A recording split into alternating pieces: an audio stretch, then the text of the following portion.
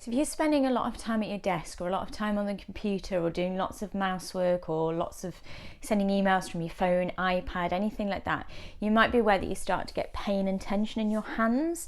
So sometimes, people think about massaging their neck or their back or their shoulders, but we don't often think about massaging our hands.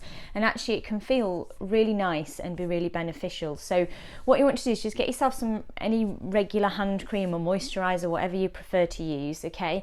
And we're just going to massage in between the muscles, in between the individual bones in the hand. So the palm of your hand here, you've got 5 bones coming down, following on from the line of your fingers that make up the palm of your hand and then into your thumb. So we're going to focus on those little muscles that sit in between those hands on the palm side and on the back of your hand. So if you start at your thumb, just come to the fleshy bit between your thumb and your finger there, and just little circular movements front and back, just into that muscle between your thumb and your finger. Just do it for about sort of 10 seconds. You might be surprised at how tender it feels actually. Then move to the next finger joint, so in between those 2 fingers, and just take your hands and just little circular movements up and down into the muscles between those 2 bones, and then just move along into the muscles between the next 2 bones and then the little finger and the ring finger, just moving up and down along those muscles.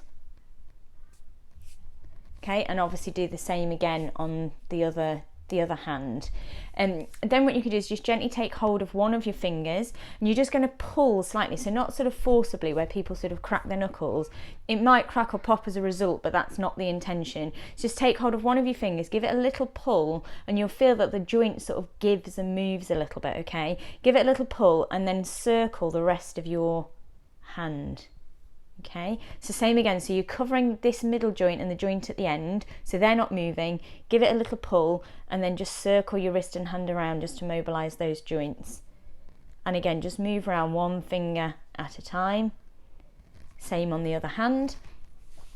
Then take your fingers and wrap them around your wrist, so this gap between the end of your wrist, where you've got this knobbly bone on the outside, just above that, towards your hand, just circle your fingers around the end of your wrist and squeeze. And again, you'll feel the joint gaps a little bit, it moves a little bit as you squeeze. So just do that sort of 5 or 10 times.